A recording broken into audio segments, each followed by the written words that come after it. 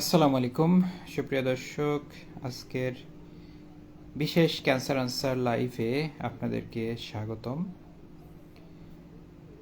আপনারা জানেন আমি সাপ্তাহিক ক্যান্সার আনসার লাইভ করে থাকি, যার উদ্দেশ্য হচ্ছে মানুষকে ক্যান্সার সচেতন করে তোলা এবং ক্যান্সার আক্রান্ত ব্যক্তির জন্য একটি সুন্দর পৃথিবী গড়ে তোলা। প্রিয় দর্শক, আজকের ক্যান্সার আনসার লাইভের বিষয় হচ্ছে কর্মক্ষেত্রে ক্যান্সার যোদ্ধা। প্রিয় দর্শক, অনেকে আমার কাছে প্রশ্ন করেছেন এবং আমি এই লাইভটা করার ব্যাপারে যখন আমি পোস্ট করি, তারপরে অনেকে জানিয়েছেন যে তারা ক্যান্সার চিকিৎসার মাধ্যমে সুস্থ হয়ে আবারও আগের মতো জীবনযাপন করছেন এবং কর্মক্ষেত্রে প্রবেশ করেছেন। তারও আগে অনেকে আমাকে রিকোয়েস্ট করেছেন, অনেকে আমাকে বলেছেন পার্সোনালি যে ক্যান্সার আক্রান্ত ব্যক্তি তিনি কর্মক্ষেত্রে প্রবেশ করেছেন, এখন তার কি করণীয়। তো প্রিয় দর্শক, আপনাদের জন্যই আমার এই আয়োজন এবং আপনাদের ভালো লাগা, আপনাদের ভালোবাসাই হচ্ছে আমার মূলধন। প্রিয় দর্শক, তো চলুন শুরু করা যাক আজকের ক্যান্সার আনসার লাইভ। আপনারা নিজ নিজ প্রোফাইলে শেয়ারের মাধ্যমে আজকের বিশেষ লাইভটি আপনারা বেশি বেশি মানুষের কাছে পৌঁছানোর ব্যবস্থা করবেন, সেই কামনা করি। তো শুরু করা যাক প্রিয় দর্শক। তো প্রথমত, একজন ক্যান্সার যোদ্ধা তিনি যখন চিকিৎসা শেষে তিনি যখন আবার নিজ কর্মক্ষেত্রে প্রবেশের জন্য চিন্তাভাবনা করেন, তখন সর্বপ্রথম তার চিকিৎসকের সাথে তাকে আলোচনা করতে হবে, তার কাজের ধরন নিয়ে আলোচনা করতে হবে, কী ধরনের কাজ সে করে বা করতে চায়, পারবে কি না সেটা নিয়ে তার সাথে কথা বলতে হবে। কথা বলার পরে যদি এটা কয়েক ধরন রয়েছে, কাজের ধরন কয়েক রকম আছে, একটা হচ্ছে হেভি ওয়ার্ক, একটা হচ্ছে লাইট ওয়ার্ক, আর একটা একদমই সেডেন্টারি ওয়ার্ক। তো হেভি ওয়ার্ক বা ভারী কাজ যদি বলেন, সেটা আসলে সবাই করতে পারবে না। যারা শারীরিকভাবে সেই সক্ষমতা যাদের আছে তারা করতে পারবে। এরপরে লাইট ফিজিক্যাল অ্যাক্টিভিটিস, যারা একটু দুর্বল আছেন তারা সেটা করতে পারেন। আর যারা আরও একটু দুর্বল রয়েছেন তাদের ক্ষেত্রে সেডেন্টারি ওয়ার্কার বা অফিসিয়াল জব এটা করা যেতে পারে আপনার চিকিৎসকের অনুমোদন সাপেক্ষে। এক্ষেত্রে মনে রাখতে হবে যে আপনার ক্যান্সার ঠিক হয়ে গেলেও কিছু কিছু সমস্যা কিন্তু অনেক সময় রয়ে যায়। যেমন মনে করেন যে যাদের হেডনেক ক্যান্সার রয়েছে, সেই পার্শ্ব প্রতিক্রিয়া, সেই ব্যাপারগুলো আপনাদেরকে নিয়ন্ত্রণ করতে হবে। যেমন কারো যদি হেডনেক ক্যান্সার থাকে, তার কিছু রেডিওথেরাপির পরে কিছু লেট সাইড ইফেক্ট থাকে। লেট সাইড ইফেক্ট যেমন হচ্ছে ডিসফেজিয়া, সে কিন্তু ড্রাই মাউথ, তার মুখ শুকিয়ে যেতে পারে, তার তার খেতে গেলে তার গলায় খাবার আটকে যাওয়ার একটা সম্ভাবনা থাকে, শুষ্ক থাকে, স্যালাইভা কম থাকে, ঠোক গিলতে অসুবিধা হতে পারে। তো এই যে সমস্যাগুলা, বা নেক টাইটনেস ডেভেলপ করতে পারে, তো এইটা তার দীর্ঘমেয়াদী একটি সমস্যা, এবং সেক্ষেত্রে তাকে সফট ফুড এবং তাকে আস্তে আস্তে এই যে সফট এবং লিকুইড জাতীয় খাবার তাকে বেশি খেতে হবে। পানি সবসময় কাছে রাখতে হবে, 1 লিটার পানি আপনি কাছে রাখবেন, পানি বেশি বেশি করে খাবেন, পানি দিয়ে গড়গড়া কুলি করবেন, তাহলে আপনার মুখটা ভেজা থাকবে। মুখের মধ্যে একটু তেঁতুল রাখবেন, বা চকলেট বা চুইনগাম বা সিভিট, ভিটামিন সি, এইগুলো রাখবেন, তাহলে আপনার মুখ ভেজা থাকবে। এরপরে পেরিফেরাল নিউরোপ্যাথি, যারা কেমোথেরাপি নেন তাদের অনেকের পেরিফেরাল নিউরোপ্যাথি ডেভেলপ করে। যদি ডায়াবেটিস থাকে তাহলে এই জিনিসটা আরও বেশি প্রকট আকার ধারণ করতে পারে।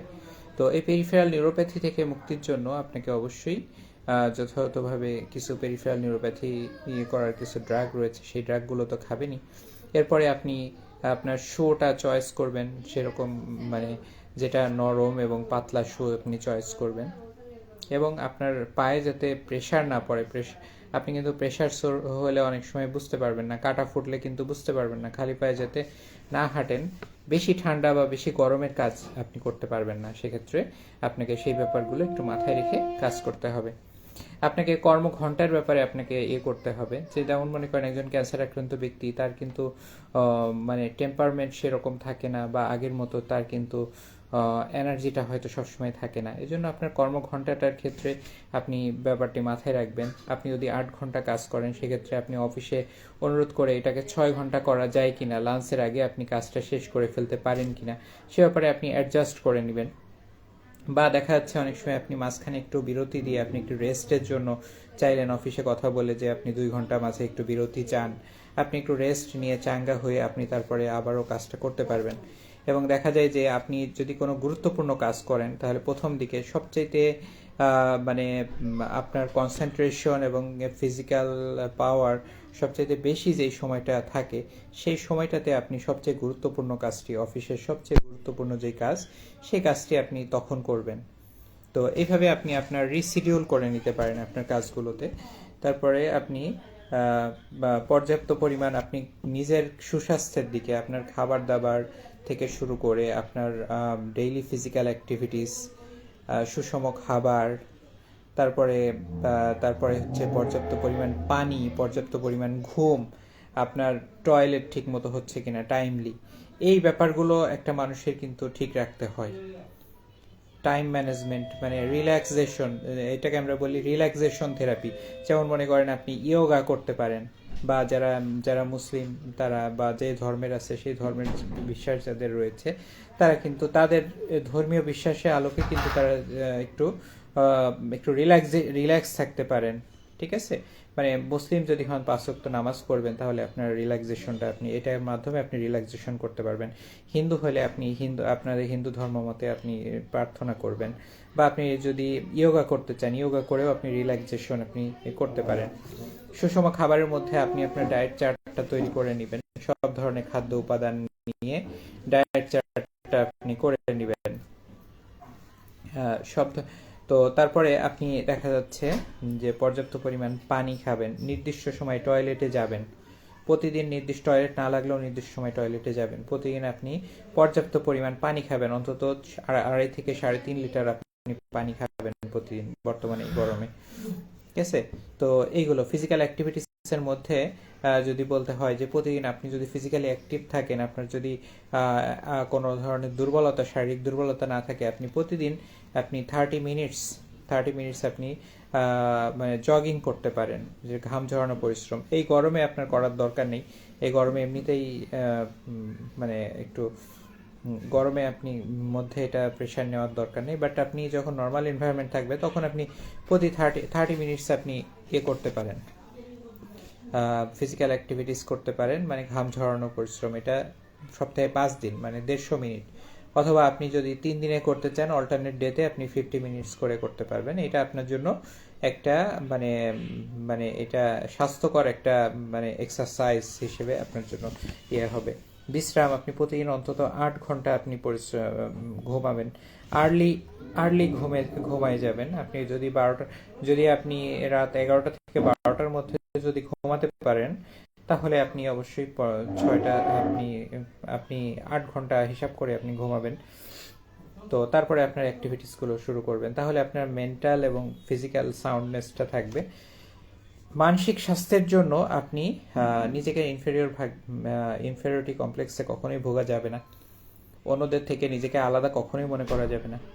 আপনি ক্যান্সার ছিল, আপনি সেটা অতীত, আপনার সুস্থতা এসেছে, মানুষ রোগবেলায় মানুষের থাকতেই পারে, কিন্তু আপনাকে এটা মনে রাখতে হবে যে ক্যান্সার থেকে কিন্তু নিরাময় সম্ভব, এবং ক্যান্সার আক্রান্ত ব্যক্তিরা কিন্তু এটা কিন্তু কোনো মানুষের মৃত্যুর কারণ হিসেবে আপনি চিন্তা করলে হবে না। যে কোনো রোগে যে কোনো কারণে মানুষ মৃত্যুবরণ করতে পারে, বাট সেটা কারণ যদি আমরা ক্যান্সারকে কারণ মনে করি, তাহলে এটা আপনি ভুল মনে করবেন।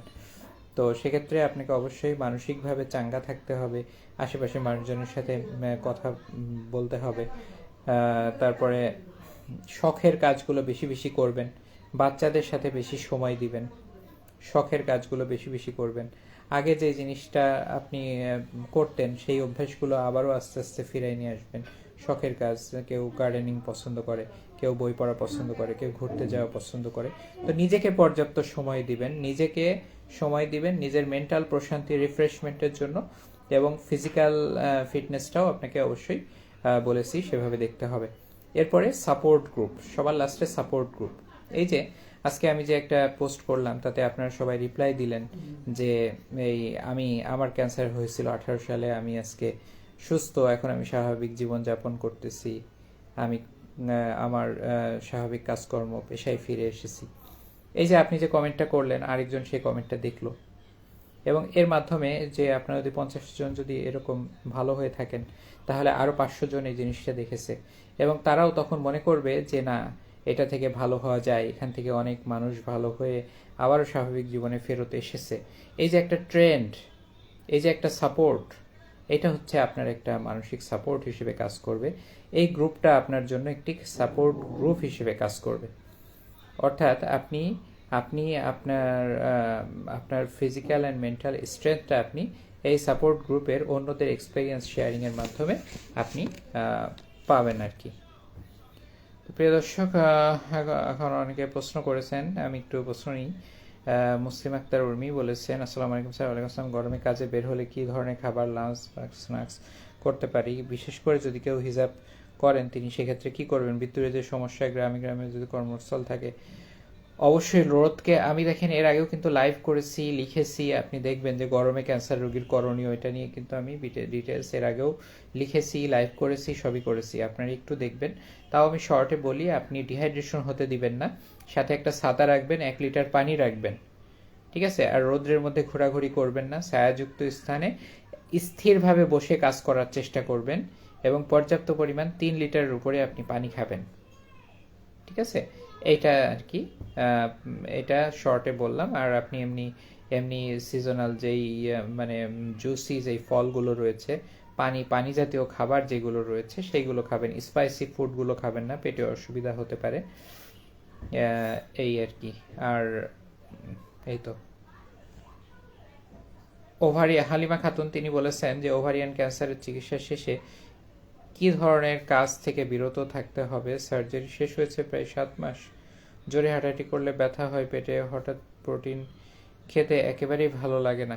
ওকে, ধন্যবাদ হালিমা আপা আপনার প্রশ্নের জন্য। ওভারিয়ান ক্যান্সার শেষে কি ধরনের কাজ? আচ্ছা, অ্যাবডোমেনে একটা সার্জারি হলে তার কিছু উইক পয়েন্ট থাকে। উইক পয়েন্ট মানে আপনি যেখানে সার্জারিটা করেছেন সেই জায়গাটি আপনার বডির একটি weak point. Intra abdominal pressure যদি বেড়ে যায় তাহলে ওইটা দিয়ে হার্নিয়েশনের একটা সম্ভাবনা থাকে। জাস্ট এই কারণেই আপনি হয়তো ভারী কাজ করতে গেলে আপনার পেটে প্রেশার পড়বে, সেজন্য ডাক্তার আপনাকে সেজন্য আপনি একটু ভারী কাজ থেকে অ্যাভয়েড করবেন। আর যদি সম্ভব হয়, আপনি বাল্কি কিনা ওবেস কিনা আমি জানি না, আপনি একটু বেল্ট ব্যবহার করবেন অন্তত 6 মাস। তারপরে যদি কোনো সমস্যা না হয়, আস্তে আস্তে আপনি আবার স্বাভাবিক জীবনে স্বাভাবিক কাজকর্ম করতে পারবেন। মুসলিম আক্তার উর্মি, আমার মায়ের ক্যান্সার ছিল, আলহামদুলিল্লাহ তিনি প্রায় 22 বছর ভালো আছেন। আলহামদুলিল্লাহ, আলহামদুলিল্লাহ, আলহামদুলিল্লাহ। একজন ক্যান্সার আক্রান্ত ব্যক্তি শুধু 22 বছর নয়, আমার একজন পেশেন্ট রয়েছেন, তিনি প্রায় 40 বছর ভালো আছেন। আপনারা হয়তো বিশ্বাস করবেন না, একজন ক্যান্সার আক্রান্ত ব্যক্তি তিনি কিভাবে এত বছর ভালো থাকেন।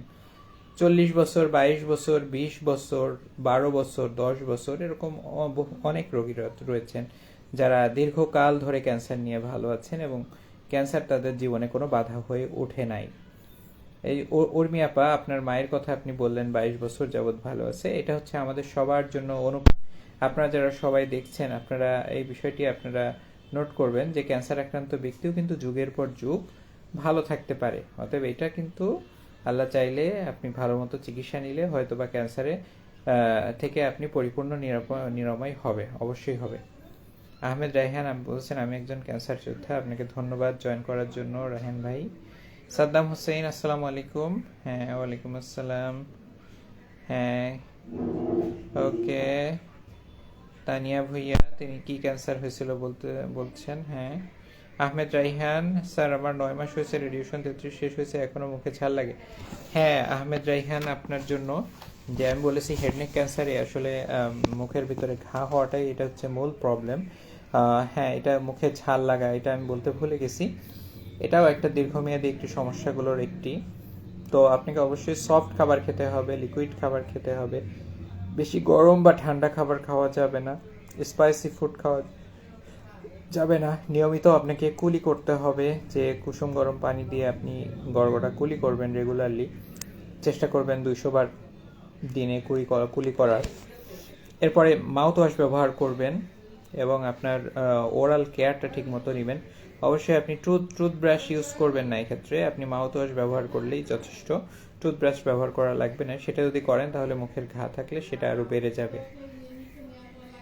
হ্যাঁ, তানিয়া ভুইয়া তিনি লিখেছেন যে ব্রেস্ট ক্যান্সারে মাস্টেকটমি সার্জারিটা নিয়ে যদি কিছু বলতেন স্যার। ধন্যবাদ। মাস্টেকটমি সার্জারিটা আসলে ব্রেস্ট ক্যান্সারের ক্ষেত্রে সবচেয়ে কমন সার্জারি, এবং আমাদের দেশে আসলে ব্রেস্ট কনজারভিং সার্জারিটা অত পপুলার নয়।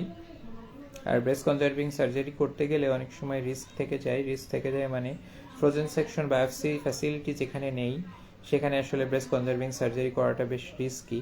তো যে কারণে জেলা শহরগুলোতে সাধারণত ব্রেস্ট কনজারভিং সার্জারি হয় না, কারণ আপনাকে বিভাগীয় শহর বা ঢাকা শহরে আসতে হয়। সেফ।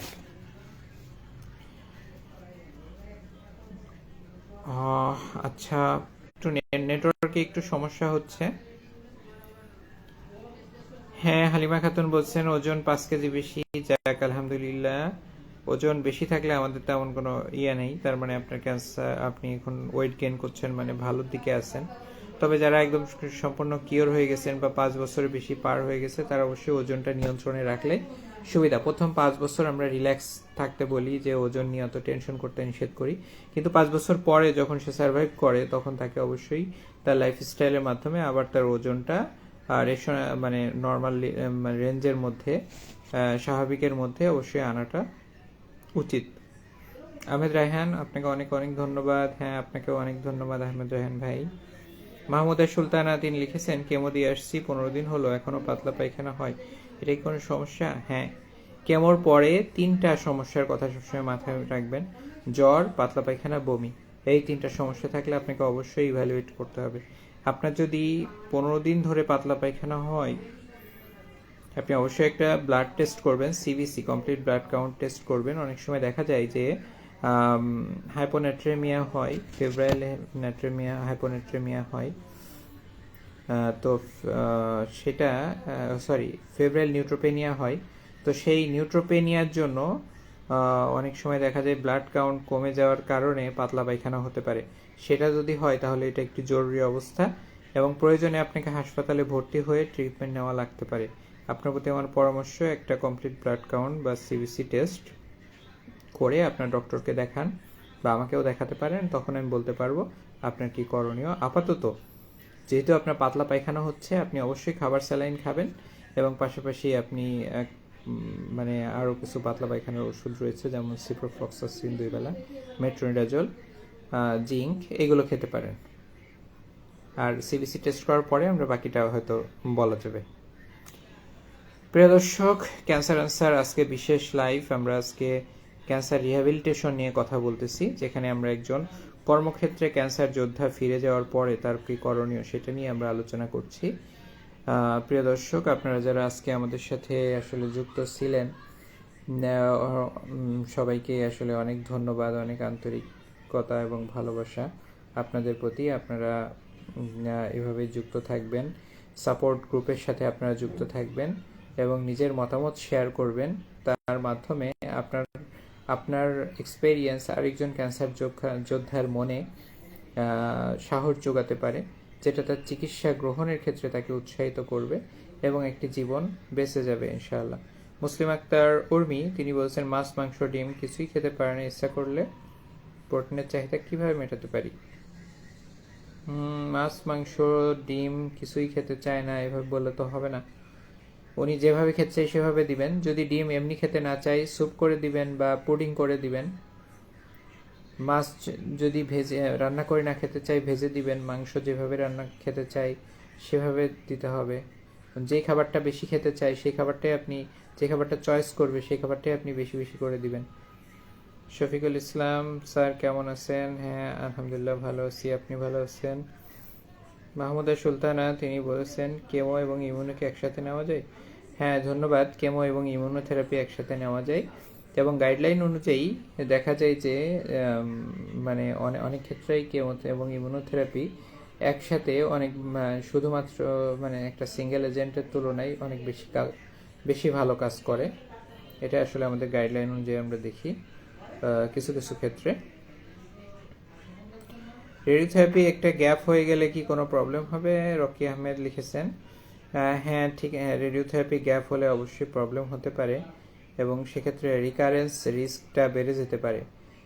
রেডিওথেরাপি চলাকালীন ক্যান্সার কোষগুলো ধ্বংস হতে থাকে, কিন্তু যদি আমরা তাদেরকে ধ্বংস না করে তাদেরকে যদি বৃদ্ধিপ্রাপ্ত হওয়ার সুযোগ দেই, তখন এটা আরও বেশি বেশি প্রলিফারেশন করে এবং নিজের মধ্যে ইমিউনিটি তৈরি করার সুযোগ পায়, যখন আর রেডিয়েশন এনার্জি দিয়ে খুব বেশি লাভ মানে আগের মতো লাভ হয় না।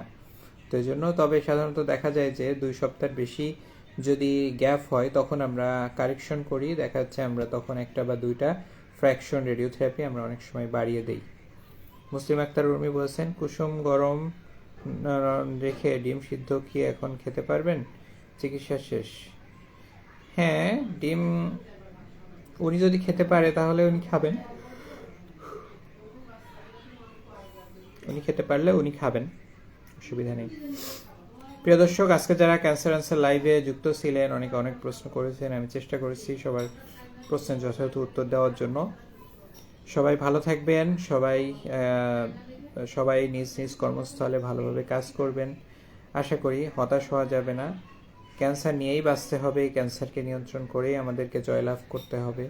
ক্যান্সার আমাদের জীবনে কোনো বাধা নয়। আসুন আমরা নিজে সচেতন হই, পরিবার এবং সমাজকে সচেতন করি।